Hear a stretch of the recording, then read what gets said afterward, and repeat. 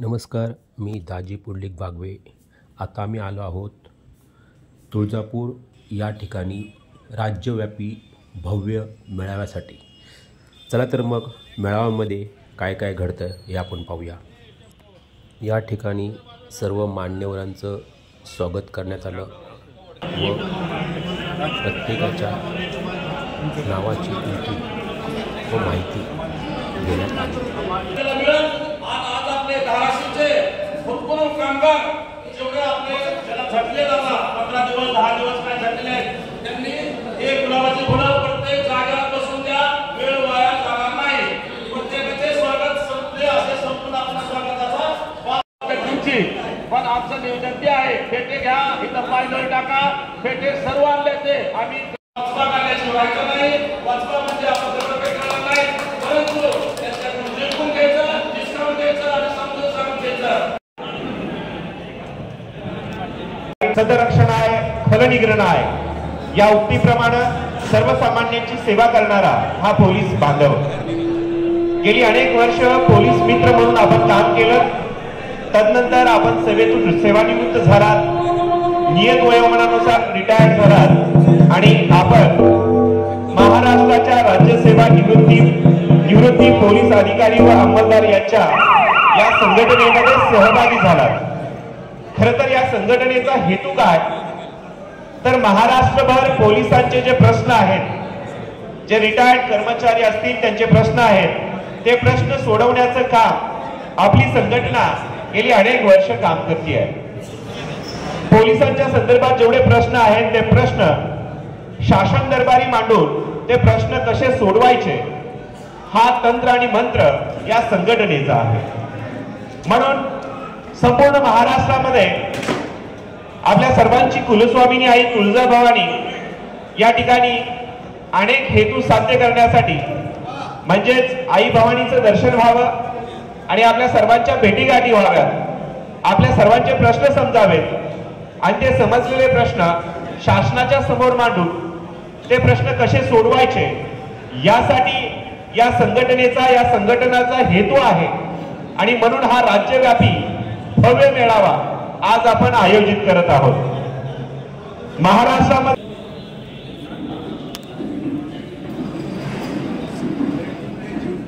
सन्माननीय यादव साहेब पालघर जिल्हा यांना विनंती करतो की आपण व्यासपीठावर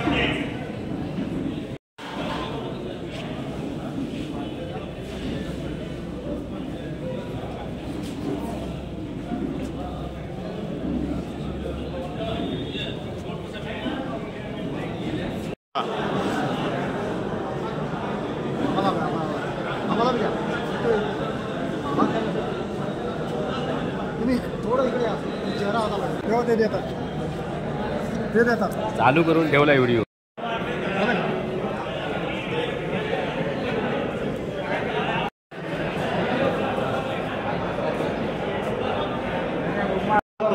आणि ते निमंत्रण स्वीकारून तुम्ही सर्वजण महाराष्ट्राच्या कानाकोपऱ्यातून उपस्थित आहात त्याबद्दल मी आपल्या सर्वांचं पुन्हा एकदा धाराशिवकर या नात्यानं स्वागत करतो। सर्व मंगल मांगल्ये शिवे सर्वार्थ साधिके शरण्ये त्र्यंबके गौरी नारायणी नमस्ते। व्यासपीठाला विनंती करतो सन्माननीय अध्यक्ष, सन्माननीय प्रमुख पाहुणे माननीय श्री मुकुंद दायमा कार्यक्रमाची सुरुवात करावी, दीप प्रज्वलित करावं। सर्व माननीय व्यासपीठ सन्माननीय अध्यक्ष यांच्या प्रतिमेचं पूजन करून या कार्यक्रमाची सुरुवात करावी। दीप पेटू ज्ञानमय, दीप पेटू विकासमय, दीप पेटू पोलीसमय, त्रिभुवन उजळीत जाऊ क्षणाक्षणाच्या थांब्यावरती विजयी पताका रोवू। या उक्तीप्रमाणे हे पोलिसांचा मेळावा आणि खरं तर आपण भारत मातेचे वीर सुपूत या देशाची सेवा केली, या महाराष्ट्राची सेवा केली आणि सेवेनंतर आपण या ठिकाणी रिटायर्ड झालात आणि व्यासपीठाच्या अर्थात विचारपीठाच्या वतीनं या ठिकाणी दीप प्रज्वलन होत आहे। दीप प्रज्वलन करताना श्री मुकुंद दायमा साहेब अध्यक्ष बिंदारी संदेश सेवानिवृत्त संघटना छत्रपती संभाजीनगर, सन्माननीय महादेव पवार इतर संस्थेचे सचिव महाराष्ट्र राज्य, श्री रमाकांतजी शिंदे सेवानिवृत्त पोलीस उपनिरीक्षक, या कार्यक्रमाचे नियोजन करते धाराशिव जिल्ह्याचे अध्यक्ष खंडेरावजी गांधले, जलबा गायकवाड परभणी, नंदकुमारजी शेलार मुंबई,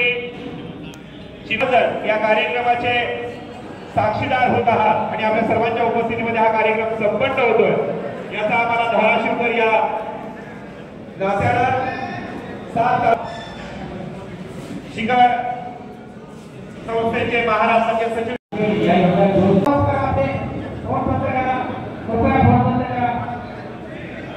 श्रद्धांजलीचा कार्यक्रम 2 मिनिटांसाठी घेणार आहोत.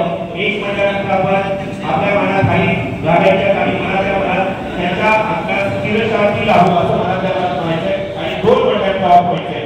2 मिनिटांची श्रद्धांजली असेल.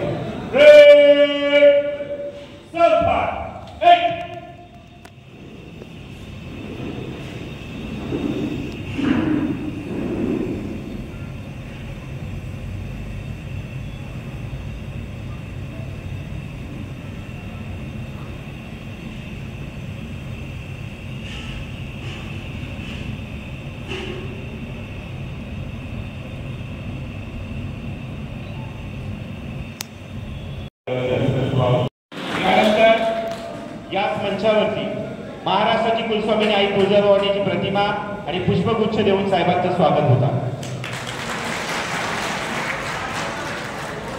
यानंतर शिखर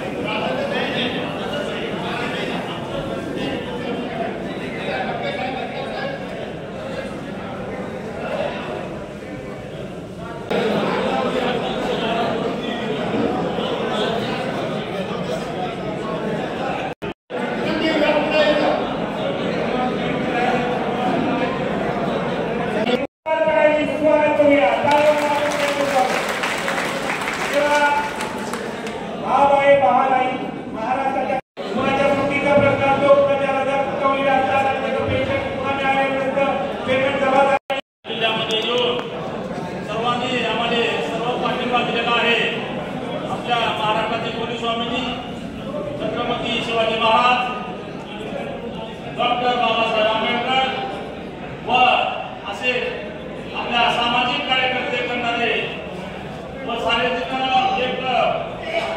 एक पीडित आपल्याला बऱ्याचशा काही एक आपल्याला प्रेरित करून दिलेले आहे. छत्रपती शिवाजी महाराज, राधाश्री शाहू महाराज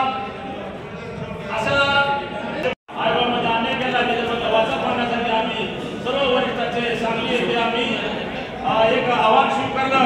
आजच्या आव्हान स्वीकारून सगळ्याच्या जबानीला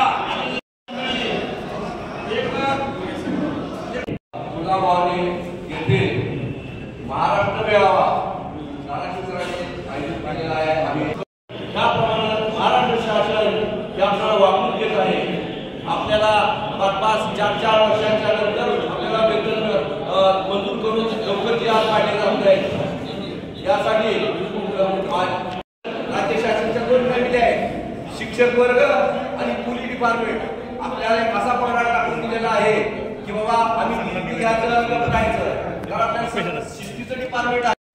आपण पण राज्य शासन आहोत, शिक्षक पण राज्य शासन आहे, पण त्यांना थोडा इशारा दिला की त्याचे काम होतात. 365 दिवसामधून त्यांनी 140 दिवस काम करतात शिक्षक. आपण 365 दिवसामधून कमीत कमी 300 दिवस म्हणजे 18 तास काम केलेलं आहे. राज्य शासन त्यांच्यावर अन्याय झाला म्हणून त्यांनी खंडपीठात याचिका दाखल केली. याचिका दाखल केल्याच्या नंतर त्यांच्यासारखा निकाल लागला कोर्टाचा निकाल लागल्यानंतर कोर्टाने विचारणा केली. आई जागेवर मुख्यमंत्री देवेंद्र फडणवीस होते, ठाकरे साहेब होते. त्या काळात कोर्टाने राज्य शासन कर्मचाऱ्यांना पेन्शन डॉक्टर काढून केलेल्या 5-6 वर्षानं नंतर ती मिळाला आम्हाला. मी 17ला रिटायरमेंट झालो. 16चा 7वा आयोग आहे. त्याच वेळी तिने 4 वर्ष प्रत्येकाला त्याच वेळेला पैसे दिले असते तर ही परिस्थिती आली. कितीतरी माझे भाऊ वयच झाले. ते वयच नंतर त्या पैसे काय उपयोग काय 5-6 वर्ष. मग या सरकारला फक्त धडा शिकवण्यासाठी स्वतंत्र देशाचा पोलीस शिपाई होता. पण आता आपण आपल्याला बोलायची संघटना आहे, बोलायची संघटना आहे, बोलायचा अधिकार आहे. आता बोलून आपण यात बोलून नाही. जोपर्यंत त्याला आपण आपली ताकद आपल्या संघटनेमार्फत मुंबई येते तोपर्यंत मी काहीच करत नाही. सरकार मुंबईला मुख्यमंत्र्याला दिलं पाहिजे. काही होत नाही. फक्त यासाठी सर्वांचे विचार मांडले, मी माझे पण विचार मांडलेले आहेत. आणि संघटन करता येत नाही असा नियम आणि संघटन झाल्यामुळे सेवानिवृत्त झाल्यावर संघटन तयार करणं आणि शासनाच्या विरोधात किंवा आपल्या कुठल्या मागण्या आहेत त्या मागण्या सिद्ध करण्यासाठी एकमेकाला सहाय्य करून अवघी धरून सुबंध या उक्तीप्रमाणे प्रत्येकाने एकमेकाला सहकार्य करून आपल्या अध्यक्षाला शासन दरबारी आणि बघितली आहे. एकच बघितली आलेली आहे आणि एक बघितलं प्रतिनिधित्व करत आहे. एक ग्रुप आपल्याला सर्वांना बोलण्याची संधी देणार आहे. काही लोकांनी तशी आपल्याला सांगितली गायकवाड साहेब काही विषयावर बोलणार आहे. आपल्याला वेळेमध्ये बसवायचं आहे आणि असं नको व्हायला आम्हाला बोलवलं नाही तरी समजून घ्या आपल्याला वेळेनुसार एका मुद्द्यावर एखादे संघटक बोलले तर दुसऱ्या मुद्द्यावर तीच ओढून काही पुढे जाण्याचे काही कारण नाही. तुमच्या मनातलं परभणीच्या मनातलं बीडवाले बोलले तर तोच तुला पुन्हा रेटायचे काही कारण नाही. कारण आपल्याला कमी वेळामध्ये आपले सर्वांचे विचार व्यक्त करून आपल्याला सर्वांचे विचार ऐकून काही निर्णय घेण्यासाठी आम्ही इथं जमलेलो आहोत. आता मुख्य विचारात घेण्यात जातो. हे पहा आम्ही इथे कसे जमलो पहा. सांगली जिल्ह्याचे आपले संघटक साहेबांनी एक मीटिंग बोलवली. ही मीटिंग बोलवली सांगली जिल्ह्यात आणि सांगली जिल्ह्याला या मीटिंगसाठी आमचे मित्र गांधे साहेब आणि तिथे इतर जिल्ह्याचे काही लोक आले होते आणि त्या जिल्ह्याच्या लोकांनी गांधे साहेबांना अशी विनंती केली की थोडे शांततेत काढत बसून घ्या, काढत फिरत बसून घ्या. त्यांना विनंती केली. पट्टणपूरला अधिवेशन झालं, अलिबागला झालं, आम्हाला तुळजामातेचं दर्शन घेऊन द्या अशी विनंती त्यांना केली आणि गांधे साहेबांनी ते आव्हान स्वीकारलं आणि आम्हा सर्वांना इथं बोलवलेलं आहे आणि तुळजामातेला जायचं आहे. वेगवेगळे काहीतरी ग्रुप खुर्च्या काढून लोकांची दिशाभूल करण्यात आली काही मंडळींच्याकडून आणि आपण मोर्चा काढू असं काहीतरी वेगळं वेगळं सांगून आमच्या तुळजापूरच्या आंदोलनाला सुद्धा तुळजापूरच्या भव्य संमेलनाला सुद्धा विरोध करण्यात आला. वेगळं वेगळं लिहिलं गेलं ग्रुपवर. तुळजापूरला कोणी जाऊ नये आणि याविषयी त्यांनी काय केलं याविषयी आमचे मुकुंदलाल गायकवाड साहेब बोलणार आहेत. आमचे व्यासपीठावर असलेले मुकुंदलाल गायकवाड साहेब, आमचे अध्यक्ष साहेब, आमचे मोहनराव तोडकर साहेब, शेलार साहेब आणि आमचे इकडे हे सर्वजण या विषयावरचा अभ्यास केलेला आहे आणि हे जे काही चाललेलं आहे ते सर्व चुकीच्या रीतीने लोकांची दिशाभूल करून कसं प्रस्तुत केलं जातं. कालावधी मधल्या लोकांचा आहे 1/1/16 नंतर आणि 22 सालापर्यंतच्या लोकांचा हा मुद्दा आहे. इतर लोक आहेत, इतर लोक सुद्धा आहेत, अगोदर निवृत्त झालेले लोक आहेत. मी 20 वर्षापूर्वी निवृत्त झालो, माझा वय 77 आहे. मला काय फायदा मिळणार आहे का? नको मिळू दे फायदा. परंतु माझ्या बरोबरीचे अनेक लोक आहेत, त्यांचेही काही प्रश्न आहेत. मेडिकल सुविधा आम्हाला नाही, या संबंधात आम्ही काय काम केलेलं आहे आणि काय करणार आहोत हा मुद्दा आहे. तोही आपल्याला सांगायचा आहे. याशिवाय आणखी पेन्शन कोणी म्हटले पेन्शन बंद होणार आहे आणि एक सर्व्हिस नंतर पेन्शन सर्वांची बंद होणार असाही काही प्रचार केला गेला. त्या संबंधी मी थोडक्यात बोलणार आहे. कम्युटेशनचा एक मुद्दा आहे. 15 वर्षानंतर जे कम्युटेशन आपलं 15 वर्षापर्यंत आफ्टर रिटायरमेंट 15 वर्षापर्यंत आपलं कम्युटेशनची कपात केली जाते. त्या संबंधी मी 2-2 मिनिटांमध्ये आपल्याला विशद करतो. चालेल ना? 2-2 मिनिटांमध्ये. हे पहा 10-20-30च्या मुद्द्यावर मी बोलणार नाही. तो अधिकार दायमा साहेबांचा आहे आणि त्या विषयावर काय घोटाळे झाले आहे ते सुद्धा दायमा साहेब बोलतील. आणि यामध्ये शिखर संस्थेमध्ये कसा विकृत येत चाललेला आहे त्यावर सुद्धा दायमा साहेब बोलतील. त्यांचा तो अनुभव त्यांना तो अनुभव नाही आणि आम्हाला ह्या चुकीच्या गोष्टींना विरोध करायचा आहे. नवीन संघटन करायचं किंवा नाही करायचं त्या संघटनामध्ये काही गडबड झालेली आहे तिथं दुरुस्ती करायची. तिथं महोदराव तोडकर साहेब बोलतील. कारण प्रत्येक विषयावर मोजक्या शब्दामध्ये सर्वांनी बोललं पाहिजे. मी आता आपल्या पेन्शन बंद होणाऱ्या पक्षावर बोलतो. असा प्रचार केला की केंद्र सरकारने 1/1/26 नंतर जे रिटायर होतील त्यांनाच ती पेन्शन मिळेल आणि 1/1/26च्या अगोदरच्या आमच्या लोकांना पेन्शन मिळणार नाही किंवा आम्हाला ही महागाई भत्ता वाढ मिळणार नाही. तर हे सर्व चुकीच्या रीतीने केंद्राच्या काही ज्या सेंट्रलच्या संघटना होत्या त्यांनी चुकीच्या रीतीने प्रसारित केलं आणि त्यावर ते वेळोवेळी आपल्या व्हॉट्सअप ग्रुपच्या माध्यमातून सर्वांना अवगत केलेलं आहे. आणि या बाबतीमध्ये असं काही एक झालेलं नाही. निर्मला सीतारामन केंद्राच्या वित्त मंत्री त्यांनी हे असं प्रसारित केल्यानंतर त्यांनी राज्यसभेत येऊन सांगितलं अशी कोणतीही गोष्ट झालेली नाही. हा भ्रम पसरविण्यात आलेला आहे. जुने पेन्शनभोगी आणि नवीन पेन्शनभोगी यांच्यामध्ये समानता राखली जाईल. कोणाचीही पेन्शन बंद होणार नाही, कोणाचाही DA वाढ रद्द केली जाणार नाही हे राज्यसभेमध्ये त्यांनी सांगितलेलं आहे. आता यावरती मी खूप डिटेल अभ्यास केलेला आहे परंतु तेवढं सांगण्यासाठी वेळ नाही. पण एवढं लक्षात ठेवा हा मुद्दा आहे तो राज्यसभेमध्ये प्रस्तुत करण्यात आला होता आणि त्याची क्लिअरिटी सुद्धा मिळालेली आहे. तिथे असं काही होणार नाही. आणखी एक मुद्दा आहे तो आहे कॅल्क्युलेशनचा अंशदान. आम्ही पेन्शन विक्री करतो. आम्ही 40% पेन्शन विक्री म्हणजे आम्ही सरकारला 40% पेन्शन विकलेली आहे. 40% पेन्शन विकलेली आहे आणि त्यापोटी आम्हाला त्यांनी कर्ज दिलेलं आहे. थोडक्यात कर्ज भरायला हरकत नाही.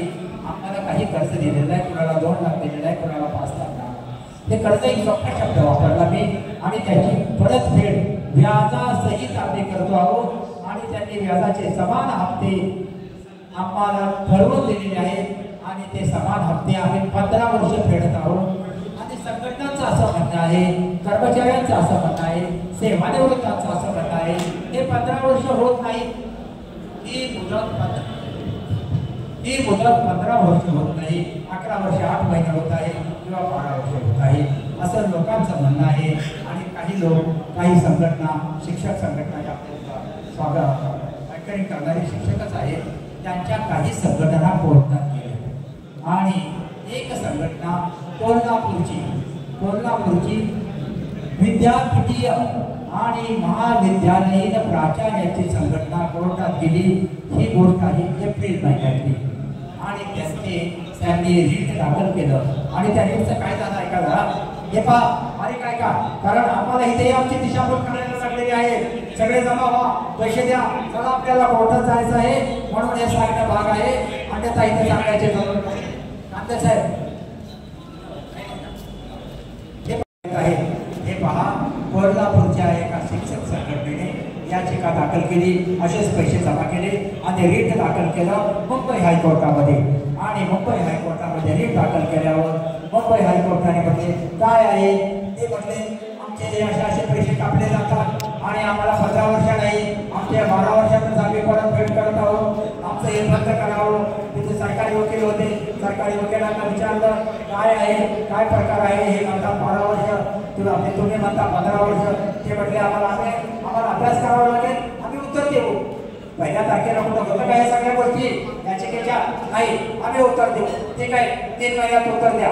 आणि मग ह्या संघटनांचे हे जे कोण ॲप्लिकंट होते ते कोण शिक्षक संघटनेचे त्यांचे वकील म्हटले ठीक आहे हे लवकर उत्तर देणार नाही. तुम्ही तोपर्यंत आमची जी पेन्शन मधून कपात होते आहे त्याला स्टे द्या. कोण कोणते ठीक आहे स्टे देऊन टाकू. स्टे कोर्टाने स्टे दिला आणि ते म्हटले आम्ही जिंकलो तेही उड्या मागायला लागले आणि सगळीकडे त्यांनी प्रस्तुत केलं आम्ही लढा जिंकलेलो आहे आणि पेन्शन आम्हाला आता 11 वर्ष आणि 8 महिन्यापर्यंतच कपात केली जाईल, पुढे कपात केली जाणार नाही. आणि त्या संघटनेचे अध्यक्ष प्राध्यापक डॉक्टर त्यांना मी फोन केला आणि विचारलं, साहेब काय जिंकलेला आहात आणि काय झालेलं आहे मला सांगा. ते मला म्हटले, तुम्ही कोण आहात आम्हाला विचारणारे. मी म्हटलं, आपल्या सरकारची एक सेवानिवृत्त आहे, आमच्या पोलिसांची एक संघटना आहे, राज्य पातळीवरची आहे, त्याचा मी महासचिव आहे, सेवानिवृत्त पोलीस अधिकारी आहे. पोलीस अधिकारी नाव ऐकल्याबद्दल मी बरोबर सांगतो सर. आणि ते म्हटले, आम्ही असं जिंकलेलं आहे आणि आम्हाला स्टे मिळालेला आहे, आम्ही ट्रेझरीला नेऊन दिलेलं आहे आणि सरकारला दिलेलं आहे वगैरे वगैरे वगैरे. हे पहा, असं काही एक झालेलं नाही. सरकारने काय केलं, सरकारला 3 महिन्याच्या आत अफिडेव्हिट सादर करायला सांगितलं. सरकारने अफिडेव्हिट सादर केलेलं आहे त्याच्यामध्ये आणि सरकारने पटवून दिलं 11 वर्ष 8 महिन्यात हे होत नाही, 12 वर्षात हे होत नाही, ह्याला 15 वर्ष आम्ही कॅल्क्युलेशन करून 15 वर्ष बसवलेलं आहे. आमचा याला विरोध आहे आणि आम्ही बिलकुल असं काही करणार नाही. 11 वर्ष 8 महिने करणार नाही आणि 12 वर्ष करणार नाही. अफिडेव्हिट कोर्टामध्ये सादर केलेलं आहे. ही आहे सत्य परिस्थिती. आता आणखीन आमचे लोक काय, आपण जरा पैसे कोर्टात भरू, त्या 5,000 त्या 10,000 आमची फसवणूक होऊ नये म्हणून हा आपल्याला मी मुद्दा सांगितलेला आहे. त्यावर आपल्याला काय निर्णय घ्यायचे आहे, आपण स्वतंत्र आहात, परंतु झालेली परिस्थिती मी आपल्याला सांगितलेली आहे. आता आणखीन पुढे सांगतो. सरकारने अशी एक बाजू मांडली अफिडेव्हिटमध्ये. ते म्हटले, यांना मी 10 लाख रुपये दिलेले आहे, त्या साहेबांना मी 10 लाख रुपये दिलेले आहे, ते 15 वर्ष कापून घेत आहे आणि त्या साहेबांना जर 10 लाख रुपयाची जरूर नसेल त्यांनी बँकेत ठेवावं, ते पैसे बँकेत ठेवावे आणि 15 वर्षात किती पैसे होतात. जीव तोडून सांगितलं, आमच्या अध्यक्षाला सांगितलं, बाबा रे गडबड करू नको, काही मिळणार नाही, याच्यामधून काही मिळणार नाही, तुझी याचिका चुकीची आहे, तू दाखल केलेला ड्राफ्ट मी वाचलेला आहे. आणि तू जळबा गायकवाड साहेबांना, जळबा गायकवाड साहेब शिवाजीराव कोटे साहेबांनी जे औरंगाबादच्या खंडपीठापुढे जे दाखल केलं होतं त्याच्यातले सुद्धा कोणते तू कव्हर केले नाही. कोण तुझा तो वकील आम्हाला माहिती नाही. 7,500 रुपये गोळा केले प्रत्येकाकडून, 1.5 कोटी रुपये गोळा केले. बरोबर आहे का दायमासाहेब? बोलायचं काही नाही बोलायचं, दायमासाहेब बोलायचं काही, दायमासाहेब बोलायचं का सगळं, बोलू का सगळं हे? 1.5 कोटी रुपये गोळा केले. ते वकिलांना किती दिले आम्हाला माहित नाही, तिकडे कुठे काय केलं त्याचं माहिती नाही. दायमासाहेब म्हटले, हा निकालच झालेला नाही. दायमासाहेब बरोबर आहे का? दायमासाहेब इकडे बघा, बरोबर आहे का? हा निकालच चुकीचा आहे, काही झालेलंच नाही. कोर्टामध्ये ती याचिका दाखल केली आणि कोर्टामध्ये काय झालं, कोर्ट पहिल्यांदा केस काढूनच विचारतं काय आहे. ते म्हटले असं असं आहे. काय आहे? 10 आम्हाला सरकारने जाहीर केलं, परंतु आम्हाला हे सरकार देत नाही. आणि बघा आमच्या महासंचालक साहेबांचं सुद्धा पत्र आहे. जळबाजी बरोबर आहे का? जळबाजी गायकवाड बरोबर आहे का? हे असं सांगितलं गेलं कोर्टामध्ये. आणि कोर्ट म्हटले, हो का देत नाही, हो महासंचालक साहेबांचं पत्र आहे आणि तुमचे 10-20 सर्व क्लिअर आहे, का देत नाही वगैरे. सरकारी वकील म्हटले, मला बघावं लागेल. अरे बघावं लागेल, कधी बघता? मला 3 महिने लागते. अजिबात नाही, 3 आठवड्यात बघा. केस क्लोज. 3 आठवड्यात बघा, त्यांचं काय असेल ते देऊन टाका. आणि ह्यांना सांगितलं, तुमचं काय समाधान झालं नाही तर परत याचिका दाखल करा. हे बाहेर आले आणि जिंकले सगळीकडे त्यांचे ढोल पिटला. आणि पुढे काय झालं, काहीच झालेलं नव्हतं. केस क्लोज केलेली होती. मित्रांनो, पैसे कुठे जमा करू नका. दायमासाहेब याच्यावर आहे, माझे ते मित्र आहेत, करणारे सगळे माझे मित्र आहेत. मी सांगितलं थोडं थांबूया, कुणी ऐकत नाही. आणि या गोष्टीमुळं हा समोर एकत्र आलेला आहे. याचं काय करायचं, ही शिखर संस्था चालवायची का नाही चालवायची, हे तोडकर साहेब बोलणार आहे, साहेब बोलणार आहे. ते तुम्ही निर्णय घ्या. ही संस्था चालवायची, शिखर संस्था, आपली शिखर संस्था चांगल्या उद्देशाने स्थापन केली होती. आपल्या राज्य पातळीवरती आम्ही सरकारला आम्हाला भेटता येईल, महासंचालकाला भेटता येईल, असं काही एक झालं नाही. आणि कुठल्याच संस्थेच्या माध्यमातून आतापर्यंत काही एक सरकारने आमचं कुठलंही म्हणणे मान्य केलेलं नाही. जे काही गोष्टी आतापर्यंत थोड्याफार पुढे नेल्या, प्रत्येक आठवड्याला निस्पृहपणे एक माणूस काम करतो आहे. मुकुंदलाल दायमा साहेब कोणाचा पैसाही घेत नाही, 7,500 मी नाही मागत, 2,000 मी मागत नाही आणि 1 रुपयाही मागत नाही. स्वतःच्या पैशाने जातोय आणि तिथे जाऊन उपाशी दिवसभर राहतोय. कारण बाहेर खायला परवानगी नाही. घरचे लोक म्हटले बाहेर खाऊ नको काय, नाही तर परत आजारी पडशील, घरी येऊन रात्री खाता येते. तर ह्यासाठी आम्हाला त्यांना त्यांच्या मागं उभं राहायचं आहे. मी त्यांच्या मागं उभा आहे आणि मी सगळे मंडळी मागं बसलेले आहेत. ते काय निर्णय घेतील, पुढे काय करायचं त्याच्या मागं मी उभा आहे. आपल्या सर्वांच्या वतीने उभा आहे आणि आम्हाला हे पुढे द्यायचं आहे. अजूनही कोणाची काही शंका कुशंका जर मला मी जास्त वेळ बोलणार नाही. जास्त वेळ बोललो तर सगळ्यांचंच राहील. दायमासाहेब बोलायचे राहील, आपली जेवणाची वेळ होईल. मी इथं थांबतो. कुणाची शंका मी परत बोलेन, 2 मिनिटं परत बोलेन. मी इथं थांबतो. सर्वांना धन्यवाद देतो आणि सर्वांना एवढे सर्व लोक आपण आभार आहे. सर्व लोक एका झुका मांडत असताना सरांनी सांगितलं मी मुंबई पुण्यापासून कशा पद्धतीनं काम करतोय आणि या संघटनेच्या पाठीमागं धाराशिव जिल्हा असेल किंवा संपूर्ण महाराष्ट्र असेल, संपूर्ण महाराष्ट्रातली टीम काय काम करते या संदर्भाचा सविस्तर इतिहास त्यांनी त्या ठिकाणी मांडला. आणि खरं तर महाराष्ट्र राज्यामध्ये सेवा केल्यानंतर निवृत्त झाल्यानंतर जे प्रश्न पडतात ते खूप गंभीर असतात आणि त्या प्रश्नाला न्याय देण्यासाठी कुणी पुढे येत नाही. त्यासाठी संघटन गरजेचं असतं. संघ शक्ती युगे युगे आणि जर युगायुगाच्या रूपात आपल्याला पुढे जायचं असेल तर संघटन फार महत्वाचं आहे. म्हणून यानंतर आधीचा वेळ न घेता आपल्या समोर आपले विचार मांडण्यासाठी मी स्टेजवर आमंत्रित करतोय माननीय श्री मुकुंदजी दायमा साहेब, अध्यक्ष पिंतारी संदेश सेवानिवृत्त संघटना छत्रपती संभाजीनगर यांना विनंती करतो की आपण संपर्क व्हावं. हॅलो, आवाजाची तीव्रता आणि स्पष्टता बहुतेकच्या माईकमध्ये नाही आहे असं माझं म्हणणं आहे. तर या माईकवरून तुम्हाला माझं बोलणं समजू शकतं का हे पहिलं सांगा. कारण तिथून त्या माईकवरून अजिबात काही त्याची क्वालिटी नाही आहे, काही त्याच्यातून मलाही समजलं नाही आहे पवार साहेबांनी काय बोललं. तर तुमच्यापर्यंत काही म्हणजे अवघड आहे. तर मला असं म्हणायचं की मी फिगर माईकचं सुद्धाच माझ्या बाबतीपर्यंत जाऊ शकतो. उलट माईकने काय बोलतोय ते जर तुमच्या लक्षात येत नसेल तर त्या बोलण्याला ऐकण्याला काही अर्थ नाहीये. तर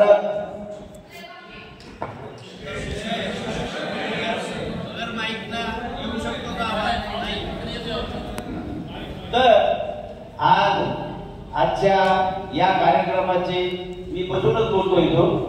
अध्यक्ष श्री रमाकांतजी शिंदे साहेब यांच्या केवळ यांच्या मार्गदर्शनामुळेच हा कार्यक्रम आयोजन झालेला आहे.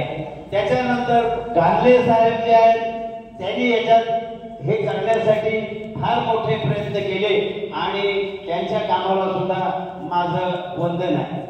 आणि त्यानंतर आज जे बाकीचे उपस्थित सर्व जे पदाधिकारी आहेत त्यांची नावं काय बाकीचं काय तो काय फॉर्मॅलिटीज करण्याचा विषय नाहीये, पण तो मुख्य गांधले साहेब शिंदे साहेबांचं नाव घेऊन त्यानंतर आपण कार्यक्रमाला सुरुवात करूया. आता विषय असा आहे, माझ्या मते सध्या आपल्या सेवानिवृत्तांचा विषय म्हणजे फक्त 10-20 आहे. आता हाच विषय सुटत नाहीये आणि बाकीचे दुसरे काही आणखी खंडेवर विषय जे किरकोळ आहे की आता विषय ते जिथं 10-5 लाख रुपयाचं नुकसान झालेलं आहे आणि दर महिन्याला 5,000ची पेन्शन जात आहे. तुम्ही जिवंत असेपर्यंत सुद्धा आणि गेल्यानंतर फॅमिली पेन्शन सुद्धा कमी आणि शासनाकडनं तरतूद असून सुद्धा आपल्याला मिळालेला नाहीये. हा महत्वाचा भाग आहे.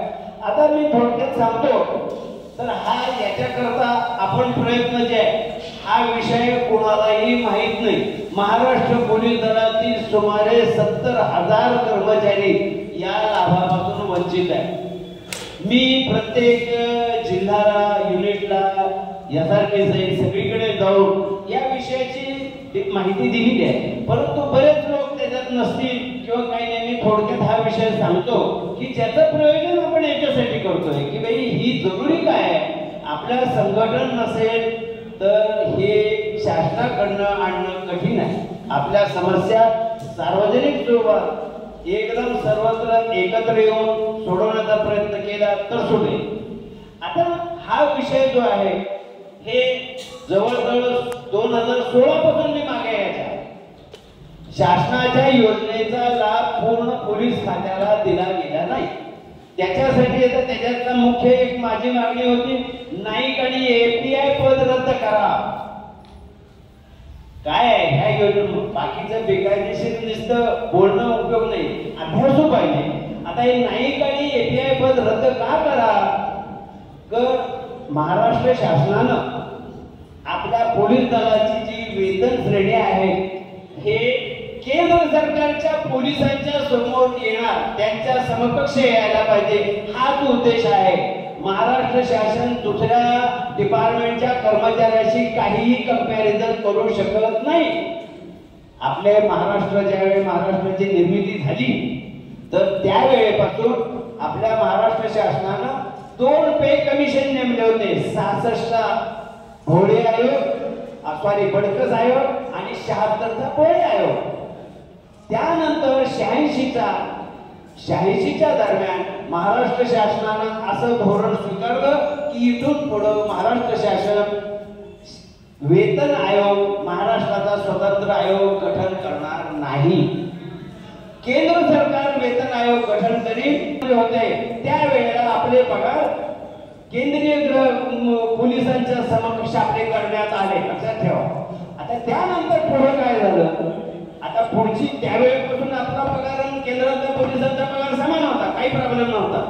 परंतु आश्वासित प्रगती योजना सुरू केल्यानंतर काही अडचणी तांत्रिकमुळे आपण मागे पडलो आणि आपला शासनाचं धोरण काय, केंद्राचं शिपाई म्हणून भरती झालेला माणूस पीएसआय म्हणून रिटायर व्हायला पाहिजे, लक्षात घ्या. आणि पीएसआय म्हणून भरती झालेला पीएसआयचा कॅन्डिडेट एसटी म्हणून त्याला पगार मिळाला पाहिजे, हे धोरण स्वीकारलं गेलं. आता केंद्रामधला शिपाई 30 वर्षाचा पीएसआयचा पगार घेतोय, त्याला प्रमोशन मिळो किंवा नाही मिळो, लक्षात ठेवा. परंतु आपल्या इथला शिपाई माणूस 30 वर्षाला एएसआय वर जातोय घरी. हा फरक आहे, लक्षात ठेवा. आपलं जे आता आहे कशामुळे आपण मागतोय, बाकीचे नुसतं थाटून कारणामुळे नाही आहे. तर त्याच्यासाठी अडचण नाईक पदाची होती. नाईक पद आपल्याकडे 92 मध्ये अस्तित्वात आलं आणि तिथे आपली प्रमोशनची साखळी शिपाई, नाईक, हवालदार, एएसआय झालं. आणि आता ही योजना जी आलेली आहे, ज्यांना 3 प्रमोशन मिळाले त्यांना या योजनेचा लाभ मिळत नाही. 3 प्रमोशन. आणि आपले लोक अर्ज करतायत, मला मी शिपाई तो नाईक झालं, नाईक तो हवालदार झालं, हवालदार पीएसआय झालं आणि आता मला पीएसआय द्या. अरे भाई 3 प्रमोशन झाले तुझे, कसं मिळू शकेल? तुम्हीच अर्ज करायला लागले असले. आणि ज्याला काही माहित नाही ती लोक अशा अर्जाचे नमुने द्यायला लागले. अहो 3 प्रमोशन तुम्ही स्वतःच म्हणताय मला 3 प्रमोशन मिळाले, मग पीएसआयचा पगार कसा मिळेल तुम्हाला? म्हणजे याच्यात एबीसीडी कोणालाही काडीच ज्ञान नसलेले लोक लीड करायला लागले आणि नेतृत्व करून लोकांची दिशाभूल करायला लागले. अहो 3 प्रमोशन मिळालं म्हणल्यावर तुम्हाला मिळू शकत नाही आणि तुम्ही अर्ज करताय की मी असं झालो, मी तसं झालो, आता मला द्या. अहो जीआर आहे की 3 प्रमोशन झाल्यानंतर तुम्हाला कुठलाही लाभ मिळणार नाही. आणि आता बघा, मग हा विषय अवघड आहे. परंतु इथे केंद्र सरकारचा माणूस जर 30 वर्षाला पीएसआयचा घेतोय आणि महाराष्ट्रातला शिपाई 30 वर्षाला एएसआयचा घेतोय आणि हा फरक याच्यावर रिअल टाइम आहे खबरी, लक्षात ठेवा. केंद्राप्रमाणे माझ्या शिपायाला मिळायलाच पाहिजे ही पॉलिसी आहे, हे कोणाला माहित नाही. आणि बाकीचं आम्हाला द्या, कसं द्या, का द्या, काही माहिती आहे का तुम्हाला? आणि कोर्टात गेले. आता याच्यासाठी मी 16 पासून प्रयत्नशील आहे.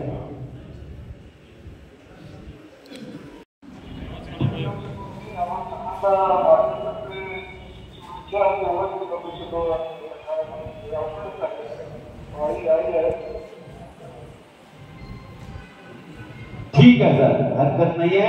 सध्या आता हे आपली पिढी गेली पण पुढच्या पिढीला तरी फायदा याचा होणार. परंतु आता मागचं तर काय, तर आता हे 22च्या नंतर आपला हा आमच्या माझी मागणी आहे, एपीआय आणि नाईक पद रद्द करा. तर नाईक पद रद्द झालं, एपीआयचं पद अजून तसंच आहे. इथला एपीआय म्हणजे पीएसआय झालेला म्हणून डीवायसी म्हणून घरी जातो आणि तिकडला केंद्रातला माणूस एसपी म्हणून घरी जातो. हा भेदभाव आहे आणि याच्यावर या मागणीवर कायम आहे. तर तुमचं पॉलिसी आहे शासनाची तिथल्याप्रमाणे पाहिजे ना. मग तिथला माणूस पीएसआयचा घेतो 30 वर्षाचा, आम्हाला द्या ना. कसं देत नाही तुम्ही? ती तरतुदी आहे. मला असं म्हणायचं मी असं आम्हाला द्या म्हणून काय आम्हाला काही मागणी करतो, आम्ही तरतुदीनुसार द्या. त्यामुळे आपला तो हक्क आहे आणि तो 100% मिळणार आहे. आता आणखी काही अशा तरतुदी आहेत की ज्याच्यामुळे मी ह्या शासनाला सुद्धा अजिबात हलवू देत नाही. आता ही कोर्टात एक संभव माणसं गेली, मी त्यावेळेस सांगत होतो की भाई आपण चालू आहे, मंत्रालयात कामकाज चालू आहे आणि ते त्यांना मी एकेकाला तयार करत आहे. तर तुम्ही सध्या थांबावं, जायचं कोर्टात. परंतु हे सगळे प्रयत्न जर संपले तर जायचं. तर परंतु गडबड केली, अधिक काही संकटात नेई आणि यांनी कुठलीही सूचनेचं म्हणजे काही त्याच्याकडे दुर्लक्ष केलं. तो काय त्यांचा स्वार्थ असेल, परमार्थ असेल, काय असेल ते त्यांना ठाई. आपण त्याच्यात काही विषय नाहीये माझा. परंतु हे ज्यांनी हे जे काही विषय केलेले आहे पण याच्यामुळे परिणाम आपल्या याच्यावर झालेले. आता परिणाम कसे झाले हे सांगूया. माझे प्रस्ताव गेलेले, त्या प्रस्तावावर आता माझा प्रस्ताव वेगळा, डीजे ऑफिस मधून प्रस्ताव जो पाठवला तो वेगळा. डीजे ऑफिस मधून प्रस्ताव पाठवलेला तिथे सुद्धा त्यांनी काय केलंय, क्लरिकल स्टाफची समिती नेमली. अरे आयपीएस वाल्यांचं बसवायला पाहिजे ना अध्यक्ष बिध्यक्ष कोणीतरी. नुसतं कारकून आता आमच्याकडे क्लरिकल स्टाफचे काय अवस्था आहे माहिती आहे सगळ्यांना. कोणी चपराशापासून झालेले, कोणी अमक्याचे झालेले, अनुपम पवार झालेले. त्यामुळं हा विषय अभ्यासाचा आहे, एवढा सोपा नाहीये. आता डीजे ऑफिसच आपलं काहीतरी प्रस्ताव, चुकीचा प्रस्ताव 0 मार्क देतो मी आणि तसंच झालं. तो प्रस्ताव वित्त विभागाने फेटाळून लावला आणि काही देत नाही म्हणून सांगून दिलं. आणि हे कोर्टात जे गेले, या कोर्टात त्यांनी सांगितलं की डीजे ऑफिसनं प्रस्ताव जो पाठवलेला आहे त्या प्रस्तावानुसार आम्हाला द्या. आता डीजे ऑफिसचाच प्रस्ताव चुकीचा आहे, कसं मिळणार आहे तुम्हाला? आणि तो सुद्धा फक्त सर्व्हिस मध्ये असलेल्या लोकांसाठी आहे प्रस्ताव, रिटायर झाल्यासाठी अजिबात प्रस्ताव नाही. कोर्टाला बी समजत नाही, कोर्टात जाणाऱ्यालाही माहित नाही, जे नेतृत्व करतात त्यांचं सुद्धा त्यांना माहित नाही की काय मिळायला पाहिजे. या विषयावर फक्त एकच उपाय आहे, फक्त दायमा. हेच औषध तिथं काम आहे. बाकीचं कोणाही सगळे तिथे बंदच पडलेले. हे मिळत कसं नाही, हे दायमाचं औषध इथे एकदम भक्कम आहे ते, की कसलाही रोग तिथे येऊ शकत नाही आणि हे 100% द्यावं लागणार. आता विषय कसा आहे तर हा डीजे ऑफिसचा प्रस्ताव गेला होता की ज्यांना नाही केलेलं होतं त्यांना ते रद्द करून हवालदारचं द्यावं, हवालदारचं ज्यांना प्रमोशन दिलं त्यांना तो एएसआयचं द्यावं आणि एएसआयचा लाभ दिलेल्यांना पीएसआयचं द्यावं. तर तो सगळं नवीन तरतूद करायचा विषय. आता इथे आहे त्या तरतुदीमुळे देत नाही तर नवीन कोण तरतूद करणार आहे, कोण करणार आहे? तर तो वित्त विभागाने, गृह विभागाने हे देता येत नाही म्हणून कोर्टाला बी कळवलं, यांनाही कळवलं, संपूर्ण विषय संपला. प्रश्न असा आहे की तुम्ही हे चुकीची भूमिकेमुळं हे जे काही तरतुदीचा विषय होता त्याच्यावर सुद्धा विनाकारण क्वेश्चन मार्क आलेला आहे. माझा जो प्रस्ताव आहे तो वेगळा आहे आणि त्या प्रस्तावावर वित्त विभागाकडं, गृह विभागानं पाठवलेला आहे. डीजे ऑफिसनं सुद्धा स्वीकारलेलं होतं. लक्ष्मीनारायण साहेब असताना तो प्रस्ताव स्वीकारला आणि होम डिपार्टमेंट गेल्या. होम डिपार्टमेंटने त्याच्यावर माझ्या नावाचा प्रस्ताव तयार केला की हे एवढ्या दायमांची असं यांच्या संस्थेची अशी मागणी आणि त्याप्रमाणे द्यावं. त्याच्यावर वित्त विभागाने काही, गृह विभागाने तर पाठवलेलं आहे. सगळ्यांना मी कन्व्हिन्स केलं की कसं द्यायला पाहिजे, काय काय तरतुदी आहे आणि त्यांनी स्वीकारलं. आणि वित्त विभागाने त्याचं मिसइंटरप्रिटेशन करून काही ऍक्शन नव्हती.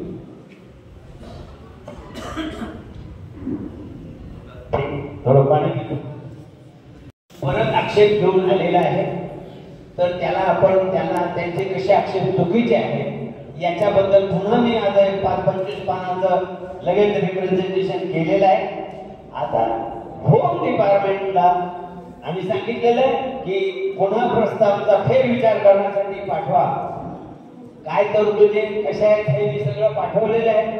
आणि होम डिपार्टमेंटने आपण सचिव मॅडम आहेत रस्तोगी मॅडम, त्यांना सांगितलं की हे तुम्ही फेरविचार पाठवा. नाहीतर आता सुप्रीम कोर्टमध्ये सुद्धा रिव्ह्यू ऍप्लिकेशन जात असतं, शासन सुद्धा करतं. पण तुम्हाला वित्त विभागाकडे पाठवायला काय अडचण आहे? तर त्यांना तो कमीपणा वाटत आहे. म्हणलं तुमचा कमीपणा ठेवा, पण तुमच्या कमीपणासाठी आमचा 1 लाख लोक नुकसानीत आहेत, त्याचं काय? तर आम्ही अर्ज केलेला आहे की तुम्ही फेरविचार वित्त विभागाकडे पाठवा. आता वित्त विभागाकडे पुन्हा मी जाऊन तिथे बागला मॅडम आहे वित्त विभागाचे लेखा व कोषागार आहेत, त्यांना मी भेटलो आणि त्यांना सांगितलं हे असंच आहे, आमची लोक तरतुदी असून तुम्ही देत नाहीये. तर त्यांनी सांगितले की पुन्हा फेर प्रस्ताव आमच्याकडे पाठवा असं होम डिपार्टमेंटला सांगा. तर आपण तसं होम डिपार्टमेंटला परत सांगितलेलं आहे आणि तो परत फेर प्रस्ताव वित्त विभागाकडे जाईल आणि त्याच्यासाठी आपले प्रयत्न चालू. इथे काही कमी पडण्याचा विषय नाही. दुसरी गोष्ट, मी काही दिसतं यांच्याकडे हातापाया पडत जाणारा माणूस नाहीये. मी प्रत्येक विषयाच्या केसेस दाखल केलेल्या आहेत आणि जिंकलो. कारण मी बेदोनी 4 मांडणार, 3.5ला अजिबात ऍक्सेप्ट करत नाही. त्याप्रमाणे आपण आपल्या हायकोर्टात सुद्धा जनहित याचिका आहे, त्याचप्रमाणे आणखी जे कायदेशीर तरतुदीनुसार केसेस दाखल केलेले आहेत, तर त्यामुळे त्याचा निकाल नक्की पॉझिटिव्ह होणार आहे, याच्यात काही शंका नाही. 100% मिळणार म्हणजे मिळणार आणि जोपर्यंत मिळत नाही तोपर्यंत आपले प्रयत्न 100% मिळवणारच, याच्यात काही शंका नाही. आता दुसरा विषय आहे की या लोकांनी कोर्ट कचेरी केली आणि कोर्टात जाऊ नका म्हणे, कोर्टात गेले. पहिला टप्पा, पहिला ग्रुप, दुसरा ग्रुप, चुका कराव्या, परंतु किती चुका करायच्या आहे? काय आहे त्या चुकीला काही मर्यादा असल्या पाहिजे, कुठेतरी थांबायला पाहिजे. निर्णय एक हाती घेणं संयुक्तिक नाही आहे. आज आपली शिखर परिषद आहे, मला सुद्धा त्यांनी फसवलं. मी सभासद नाही, काही नाही, लेटर हेडवर माझं उपाध्यक्ष म्हणून नाव घातलं आणि त्याचा गैरवापर करून चालू आहे. हे चुकीच्या गोष्टी आहे, संयुक्तिक नाही. आता लेटर हेडवरून माझं नाव काढून टाकलेलं आहे, म्हणजे केवळ माझ्या नावाचा वापर करून यांनी हे आपले चुका केलेल्या आहेत. वास्तविक ते आमचे काही शत्रू नाही आहे, परंतु तुमची चूक दाखवणारा म्हणलं की तुम्ही त्याला हे करता. मी चूक दाखवणार, शासनाला सुद्धा मी सोडत नाही. मग बाकीचं तुमच्या चुका मी दाखवणार आहे. तुम्हाला त्याचं काय वाटत नाही, मी कुणाची चूक, शासनाच्या चुका मी 10 केसेस दाखल करून मी जिंकलेल्या. त्यामुळे तुमचे तुम्ही बरं, माझं असं मत आहे, मी कोर्टात केस माझी संस्था असताना मी तिथे ठराव मांडला की या संदर्भात 10-20 केस हायकोर्टात दाखल करावी. अध्यक्षांनी खर्च करावा, संस्थेचा खर्च नाही. तर अध्यक्षांनी मी स्वतः माझ्या पदरचा खर्च करून मी केलाय. त्याला म्हणायचं नाही खर्च, लोकांचे पैसे वर्गणी करून चालले, तो काय हिशोब त्याचा? संघटना म्हटल्यानंतर इथे एक पैशाचा हिशोब लागतो. आता इथे इतके लोक गेलेले, त्याचा हिशोब 1.5 कोटीच्या जवळपास आहे. आता 1.5 कोटीचा हिशोब संस्था मंडळ असं चालतंय का? मोगम चालतं का? एक पैशाचा हिशोब आहे. तुमचे 10 रुपयापासूनचे सुद्धा हिशोब ठेवायला पाहिजे. 1.5 कोटीचा हिशोब कोण देणार आता? तर ते त्याचे चुका करतील, तुम्हाला त्याचे परिणाम भोगावे लागतील. कारण 1.5 कोटीचं इन्कम टॅक्स जे आहे 40 लाख होत आहे. 40 लाख शासनाचे पैसे तिथे हे बुडलेले. आता ते कोण भरणार आहे? शिखर परिषद भरणार आहे, वकील भरणार आहे. तर हे कायदेशीर, मला असं म्हणायचं आहे की अरे पोलीस मधून रिटायर झालेला समजा ना कायदेशीर काय बेकायदेशीर काय. मी तर वायरलेस मला, तरी सुद्धा मला समजतंय ना वर्गणी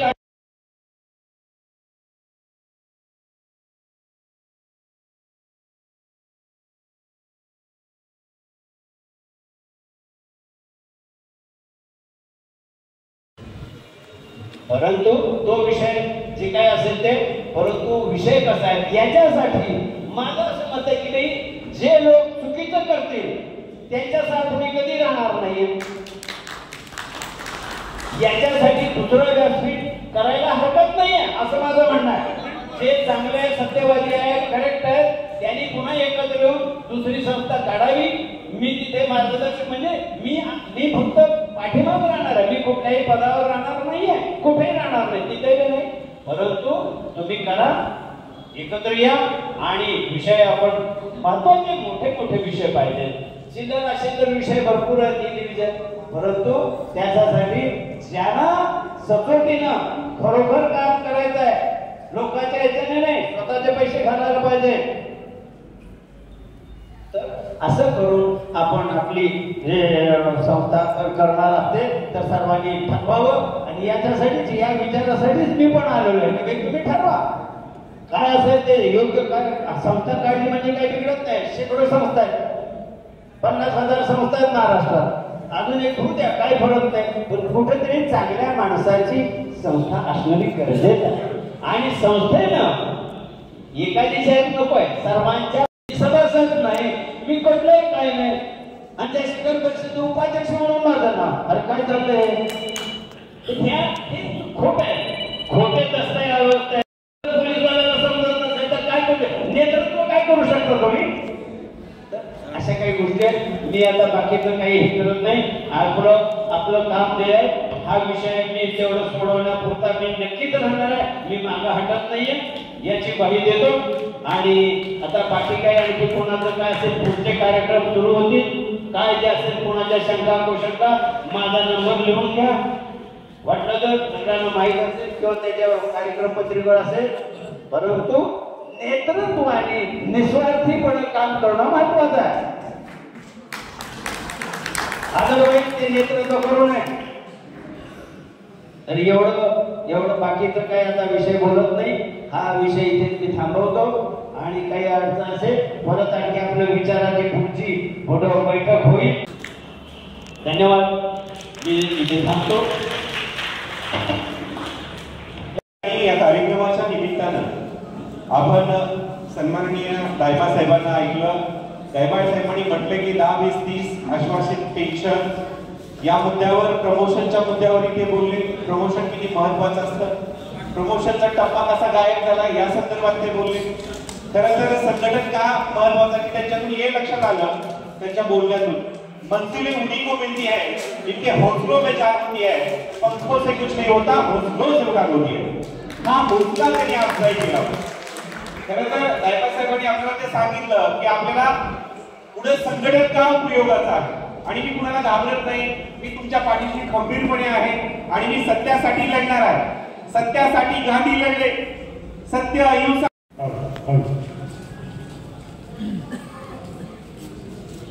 सर्व मित्र मंडळ, बंधू भगिनी यांना मुंबई स्वराज्य सेवा निवृत्त पोलीस संघटना आणि महाराष्ट्रातल्या तमाम जिल्ह्यातून हजर झालेल्या बांधवांच्या मार्फत जय हिंद, जय महाराष्ट्र.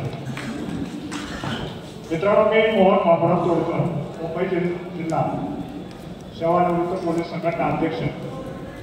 आज आपल्यासमोर जे काही बोलणार आहे, कदाचित याच्यावर काही लोकांना स्पष्ट बोललेलं खपणार नाही किंवा आमच्यातलेच काही पात्र अपोजिटच्या संस्थेला काहीतरी एखादे दोन शब्द करून भर घालून आपल्या सेवानिवृत्त पोलीस बांधवांच्या मध्ये फूट पाडण्याचा प्रयत्न करणार आहे. मी सुरुवातच करतो. आपल्या सर्वांना माहीतच आहे, आज महाराष्ट्र राज्यामध्ये सर्वसाधारण 28 ते 30 जिल्ह्यामध्ये शिखर संस्था नावाची राज्यव्यापी संघटना स्थापन केलेली आहे. त्या संघटनेमध्ये अध्यक्ष म्हणून माननीय संपतरावजी जाधव काम पाहतात. महासचिव म्हणून माननीय माधव पवार साहेब काम पाहतात. कार्याध्यक्ष म्हणून मी स्वतः जिल्ह्यामध्ये काम पाहतोय. असे बरेच आपल्याकडे पदाधिकारी आहेत. आज हा विषय करणारे मुद्दा असा आला, सांगली जिल्हा 2 महिन्यापूर्वी सांगली जिल्हा संघटनेचा वर्धापन दिनानिमित्त बहुतेक जिल्ह्यातल्या संघटनेला सांगली जिल्ह्याच्या वतीने निमंत्रण दिलेलं असल्याने मी स्वतः मुंबईच्या संघटनेमार्फत त्या कार्यक्रमाला हजर होतो. धाराशिवचे गांधी साहेब होते, बरेच असे सभासद होते, परभणीचे होते.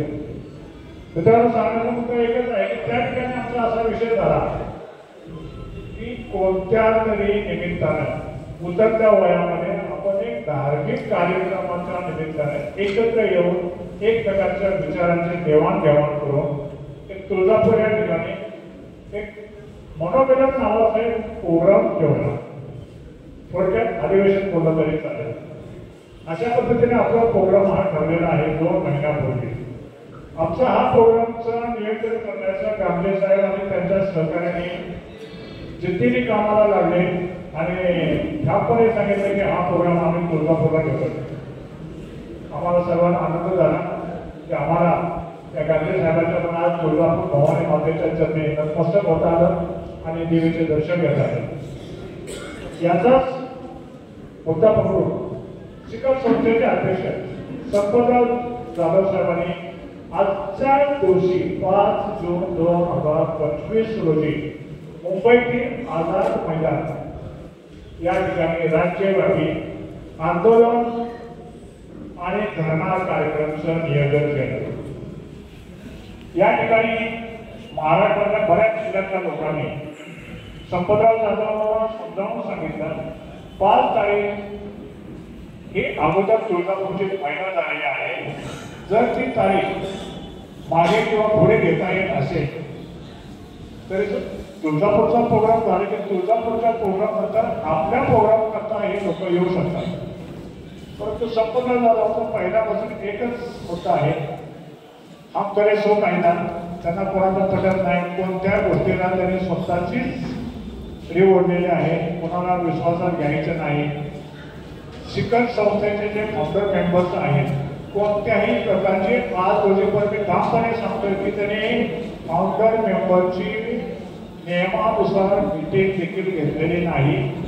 फक्त एक मीटिंग आम्ही सर्वांनी जबरदस्तीने 16 फेब्रुवारी 2025 पुण्यामध्ये घेतली. त्याच्यामध्ये फक्त 13 मेंबर होते. ही एकच मीटिंग निघत झाली, बाकी त्यांनी आतापर्यंत मीटिंग घेतलेली नाही. दुसरा मुद्दा, महाराष्ट्र राज्यातून जे आता आपल्याला दायमा साहेबांनी सांगितलेलं आहे 10-20-30च्या संदर्भात, त्याच्यामध्ये मी जास्त परत जाऊ शकत नाहीये. परंतु 10-20-30च्या प्रमोशन पदोन्नतीच्या बाबतीत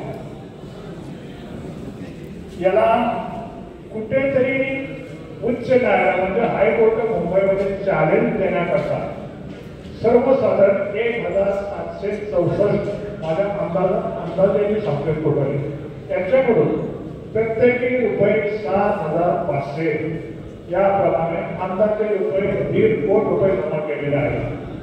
कोणाच्या नावाने केलं? शिखर संस्थेच्या नावाने. शिखर संस्थेमध्ये कोण आहे? बाकीचे फाउंडर मेंबर आहोत का नाही? उद्या जर समजा कोर्टाने चौकशी लावली किंवा धर्मादाय आयुक्ताने रिपोर्ट पाठवले पोलीस स्टेशनला, त्या संदर्भातली त्वरित चालू करा. तर शिष्टमंडळाप्रमाणे आम्ही फाउंडर मेंबर देखील याच्यामध्ये अडकणार आहोत. म्हणून आम्ही सर्वसाधारण जानेवारीमध्ये आम्ही ठराविक लोकांनी संपतराव जाधव यांच्या विरोधात धर्मादाय आयुक्त कार्यालय पुणे या ठिकाणी सविस्तर मागणी केलेली. त्यांनी कशा प्रकारे एकतर्फे निर्णय घेतलेले आहेत, पैसे कशा पद्धतीने काढलेले आहेत, पैशाचा हिशोब दिलेला आहे का, किती खर्च झाला, कशा करता काढले आणि विशेषतः कोणत्या संघटनेच्या बँकेमध्ये ठेवलेल्या आहेत याच्याबद्दल कोणालाही माहिती नाही. आणि याच मुद्द्यावर संपतरावचे आमचे खडाजंगी चालू झाले. त्याच्यामुळे एक लक्षात घ्या, आज मला सांगा 1.5 कोटी रुपये कोणत्या वकिलाला? आज आपल्याकडे येथे असता येथे मीटिंगमध्ये 2 ॲडव्होकेट्स बसलेले आहेत. लातूरचे बाबासाहेब आहेत, पुण्याच्या सकाळी शक्य अप्पा आहेत. सांगून द्यावं 1.5 कोटी म्हणजे काय थोडे रक्कम झाली काही? अहो, सुप्रीम कोर्टाला देखील जाऊ शकत नाही. सुप्रीम कोर्टाला आम्ही तिकीट करतोय 1980 संघटना आम्ही तिकीट करतोय, एवढी रक्कम लागत नाही. ठीक आहे. आता याच्याकरता म्हणूनच आम्ही आता संपतराव जाधवांच्या विरोधात काय बोलत नाही. जे काही कृत्य करायचं असेल आम्हाला निगडीत करावं लागेल. म्हणून आज आम्ही तुमच्या समोर एक प्रश्नाची प्रस्तावित करत आहोत.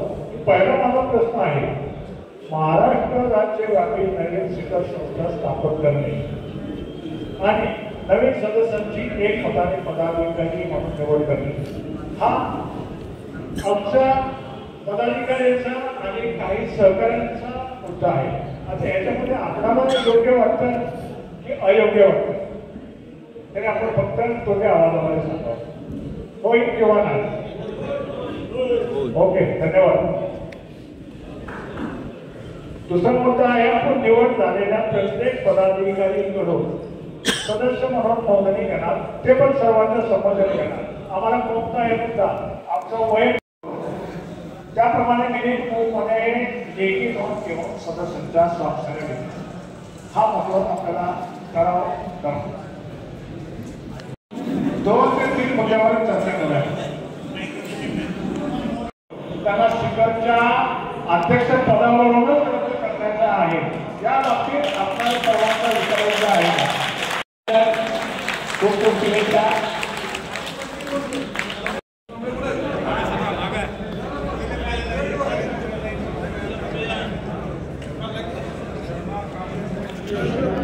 रिप्रेझेंटेशन पाठवलेले आहे की त्यांच्यावर अन्याय झालेला आहे, ताबडतोब दूर करा. तर त्याच्यासाठी सुद्धा प्रयत्न आपले चालू आहेत. याचा सुद्धा कल्याण करण्याचं काही अजिबात काही वेळ नाही आहे. दुसरा विषय, 116च्या पूर्वी जे हवालदार झालेले आहेत संख्या 116 पूर्वी सगळ्यांना सांगा, 116 पूर्वी जे हवालदार झाले आणि त्यांना एक इन्क्रिमेंट देऊन फिक्सेशन करा असे आदेश काढलेले, परंतु कुणीही तसे अर्ज करू नका. त्याच पगारावर ते देत आहे. शासनाची तरतूद अशी आहे फिक्सेशन करण्याची, वरिष्ठ वेतन श्रेणी आणि एक इन्क्रिमेंट आणि वरिष्ठ वेतन श्रेणी सगळ्या जगाला द्यायला लागले आणि आपल्याला म्हणतात फक्त एक वेतन वाढ घ्या. हे चुकीचं आहे. म्हणून इन्क्रिमेंट कुणीही मागू नका. जर मागितलं तर तुमचा PSIचा लाभ निघून गेला. कारण आज अशी अवस्था आहे की हवालदार आपल्याला काही नाही मिळालं म्हणूनच आपण 3 लाभाचे अधिकारी आहोत. ते इन्क्रिमेंट घेतले की तुमचं PSIचा लाभ निघून जाईल. तरी कुणीही अर्ज करू नका. त्यांना काय करायचं ते करू द्या, परंतु तुम्ही अर्ज करू नका कुणी आणि मागू नका. त्यांना तुम्हाला देण्याचं काम आम्ही करत आहोत. मुंबई गोमार्ग सेवानिवृत्त सामाजिक संस्था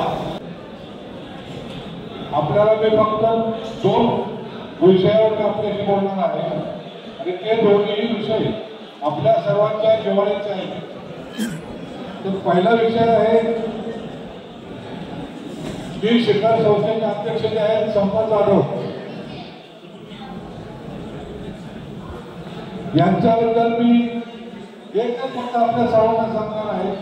बाकीच्या गोष्टी तोडकर साहेबांनी किंवा पवार साहेबांनी वगैरे सांगितलेल्या आहेत. मला फक्त एकच सांगायचं आहे की त्यांनी आमच्या जरा शहरात कृपया रोजी जे रिटायर्ड झालेले लोक आहेत आपल्यातले, तर त्यांच्या रिटायरमेंट नंतर आपल्याला 1 जुलैचा इन्क्रिमेंटचा एक लाभ मिळायला पाहिजे, तो मिळत नव्हता. तर त्यासाठी पूर्ण महाराष्ट्रातून सर्व लोकांनी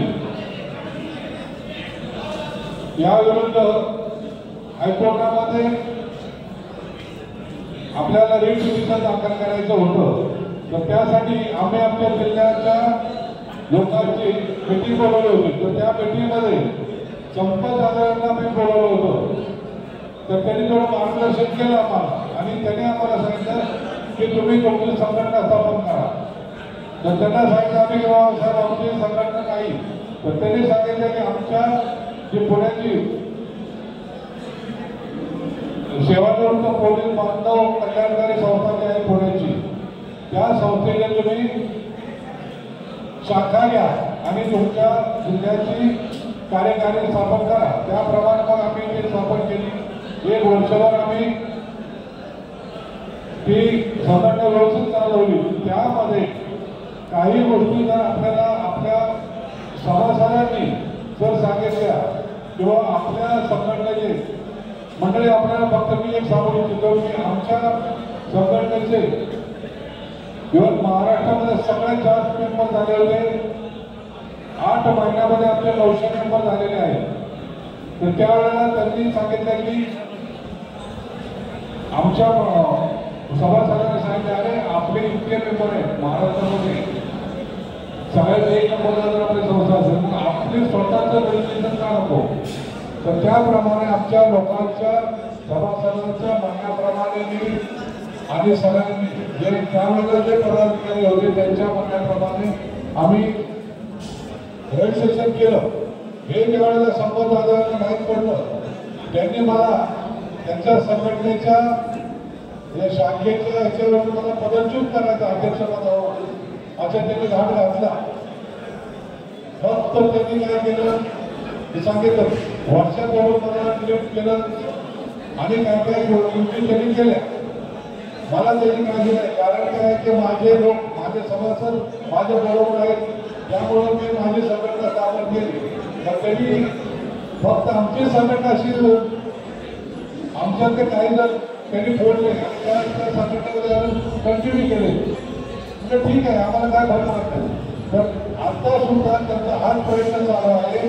त्या महाराष्ट्रामध्ये त्यांनी त्या 10-20 प्रश्नावर ज्यावेळेला त्यांनी महाराष्ट्र दौरा केला, काही लोकांच्या समवेत आणि त्यांचे जे वकील आहेत मदत करण्यासाठी यांच्यासोबत जेव्हा दौरा केला तर त्यावेळेला प्रत्येक जवळजवळ प्रत्येक जिल्ह्याची संघटना फोडून त्यांची दुसरी त्यांची शाखा स्थापन केली. त्या शाखेमध्ये टीचरांना त्यांनी पदाधिकारी बनवलं आणि त्या पदाधिकाऱ्यांना आपल्या शिखर संघटनेचे सदस्य बनवले, जेणेकरून त्यांना असं वाटलं की त्या लोकांच्या जीवावर आम्ही जरी माझ्या एवढं अविश्वासाचा ठराव आणला बाकीच्या पदाधिकाऱ्यांनी तरी सुद्धा मी त्याला घाबरत नाही असा त्यांचा भरम होता. तर मंडळी एक लक्षात ठेवायचं, तुम्ही कितीही सदस्य केले किंवा संघटना जरी केल्या तर त्या तुमच्या सेवानिवृत्त पोलीस बांधव संघटनेच्या होत्या पुण्याच्या शिखर संघटनेची ते संघटना होती आणि शिखर संघटनेला कोणीही मेंबर जोडायचा की तिथून त्याला काढून टाकायचा हा ठराव आपल्या सर्वांना माहिती आहे की तो ठराव कोण जे पदाधिकारी आहेत, मेंबर्स आहेत, पदाधिकारी आहेत, सदस्य आहेत यांच्याकडून तो केला जातो. तर ते आता त्यांनी काही केलेलं नाही. म्हणून आता तोडकर साहेबांनी पवार साहेब ज्याप्रमाणे सांगितलं त्याप्रमाणे त्यांच्या ज्या काय हालचाली चालू आहे फक्त मला चांगलं म्हणा आणि माझं नाव मोठं करा अशा पद्धतीत चालू आहे. तुझा मंडळी हे जर ह्याच्याबद्दल आपण जो निर्णय मगाशी सांगितला तो ठीक आहे, तर ह्याच्यापेक्षा एक महत्वाचा आपल्या जोडाचा प्रश्न आहे मेडिकल सुविधा रिटायरमेंट नंतर सुद्धा मिळाली पाहिजे. आम्ही 2 वर्षापूर्वी फरवरीवर येताना आमचा सहज विषय चालला होता रेडिओमध्ये, याच्यामध्ये काय काय करावं लागेल आपल्याला जर आपल्याकडून गव्हर्नमेंट जर ऐकत नाही. त्यावेळेला आम्ही कमीत कमी 20-25 संघटनांनी एकत्र येऊन त्यांना गव्हर्नमेंटला आपण निवेदन दिलं, पण त्याचा काही उपयोग झाला नाही. मग काय करायचं तर तोडकर साहेबांनी आणि इतर काय करायला सांगितलं की आपण काय करायचं, पोलीस ASI मध्ये पोलीस शिपाई ASI तर 500 रुपये दरमहा, PSI ते PI 700 रुपये आणि DYSP 1000 रुपये असे प्रत्येक महिन्याला आपण गव्हर्नमेंटला वर्गाने व्हावी अशी तयारी दाखवून आपण त्यांच्याकडून आपली सुविधा मागून घेऊया. तरीही त्याच्यावर तसं प्रस्ताव तरी पाठवलेला आहे आपण, तरी सुद्धा त्याचा काही रिस्पॉन्स गव्हर्नमेंटकडून आलेला नाही. तर मंडळी मला दुसरंच एक सुचलेलं आहे, आपल्याला ज्या महाराष्ट्र पोलीस कुटुंब आरोग्य योजना हे आपल्याला DC ऑफिसमधून त्याचं जे ऑफिस आहे जर आपण गव्हर्नमेंटला जर ते आपल्या आपल्यासाठी हे काम करता येतं. आपण पर्सनली आपल्या संघटनेमार्फत जर आपण त्यांना जर शब्द टाकला किंवा पत्रव्यवहार केला तर निश्चितच ते नक्की केल्यावर हे आहे. मला वाटतं त्यांचं हेड ऑफिस आहे जंगलला, तर त्यांच्याबरोबर जर पत्रव्यवहार जर केला पवार साहेब, तर त्या लोकांच्यावर पत्रव्यवहार केला MPKY छत्रपती शिवाजी महाराजांचा, डॉक्टर बाबासाहेब आंबेडकरांचा विजयाकडे वारंवार भीक मागण्यासारखं आम्ही होतं. एवढा आता आपल्याला आपण सहन करायचा नाहीये. आपण कायदेशीर मार्गाने माननीय पंतप्रधानांचा दरवाजा ठोठावूया, अमित भाई शहांकडे जाऊया, तिथे दिल्लीला जाऊन तिथे त्यांची भेट होईपर्यंत तिथे ठाण मांडत बसूया, तसे न्याय द्यायला राहूया. यांना कोविडमध्ये पोलिसांची आहुती दिली, पूर्ण महाराष्ट्रामध्ये कितीतरी संसाराची होळी केली या लोकांनी. प्रत्येक ठिकाणी 3 वर्ष प्रत्येक जिल्ह्यातून प्रत्येक पोलीस कुटुंब हरपळून गेलेलं आहे. मग आम्हाला तुम्ही न्याय देत नाही. महाराष्ट्र राज्य मुख्यमंत्री, उपमुख्यमंत्री, 3 मुख्यमंत्री 50 सेकंदात एकदा मागण्या पूर्ण होतात आणि महाराष्ट्र राज्यातल्या सेवानिवृत्त कर्मचाऱ्यांच्या मागण्यांना हरताळ फासला जातो. हे फार अन्याय आहे. म्हणून काय आम्हाला दंगा धोके करून मागण्या मान्य करायच्या नाही.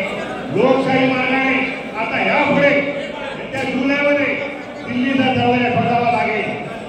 हरिओम श्रीराम. आम्ही पूर्ण त्याच्याकडे केलेलं आहे. बाकी आयोजकांनी 2 मिनिटं बोलायची संधी दिली त्याबद्दल सगळ्यांचे आभार. ज्ञानेश्वरांचा विशेष आभार व त्याच्या टीमचे धन्यवाद. जय हिंद, जय महाराष्ट्र. धन्यवाद सर. यानंतर तुमचा विचार व्यक्त करण्यासाठी देशाच्या मूलभूत गरजा काही माहीत होणार नाही. त्यासाठी ज्या गठीत कमिटी आहे पोलिसाच्या अडीअडचणीसाठी महाराष्ट्र शासनाने डिक्लेअर केले, तिथं सेवानिवृत्त पोलीस कर्मचारी अधिकाऱ्याची सदस्य म्हणून तिथं नेमणूक करावी, जेणेकरून आपल्या अडचणी मांडण्यासाठी शासन दरबारी सोपं होईल आणि त्याचे प्रश्न सोडवले जातील. तरी शासनाने जे काही नियुक्ती केलेली आहे ती चुकीची आहे. पोलीस अधिकाऱ्याची, पोलीस कर्मचाऱ्याची खात्याविषयी जे नॉलेज आहे त्यांनाच माहीत आहे, बाकीच्या लोकांना काही माहीत नाही. म्हणून आपल्या पोलीस कायद्याच्या मूळ समस्या बाजूला सारून दुसऱ्या चुकीच्याच मार्गाने जाऊन आपले काही काम होणार नाही. पोलीस त्या कामापासून वंचित राहणार आहेत. त्यासाठी हे करायचं आहे. आता काही गोष्टी आहेत की गृह विभागाला IAS ऑफिसर देतात. पोलीस खात्याविषयी प्रशासनामध्ये माहिती जेवढी पोलीस ऑफिसरला राहते तशी IAS ऑफिसरला पोलीस खात्याची माहिती तत्वतंत्र नसते, कुठेतरी त्रुटी असते, मोठाड माहिती राहते. त्या कारणानं पोलिसाचे बरेच काही कामं रेंगाळत राहतात, कामं होत नाही आहेत आणि आपली लोक त्याच्याकडे दुर्लक्ष करतात. आपसामध्ये भांडणं, आपसामध्ये मतभेदामुळं हे लोक एकसंघ होत नाहीत आणि हे एकसंघ न होण्यामुळं त्याचे कामं प्रलंबित राहत असतात. महाराष्ट्र शासनाने महाराष्ट्रातल्या जवळजवळ 11 PTS केंद्र आहेत. या PTS केंद्राला 2020 मध्ये त्यांनी 20% DA याचं डिक्लेअर केलं होतं आणि त्याची अंमलबजावणी 2024 ला झाली. तर ह्या 4 वर्षाचे जे एरियस शासनाकडे पेंडिंग आहे ते सेवानिवृत्त झालेले कर्मचारी, त्या कर्मचाऱ्याला आतापर्यंत एरियस मिळालेलं नाही. ते एरियस मिळण्यासाठी शिखर संस्थेच्या माध्यमातून शासनाकडे पाठपुरावा करावा लागणार आहे. आश्वासित योजनेमध्ये उच्च न्यायालयाने 2 याचिका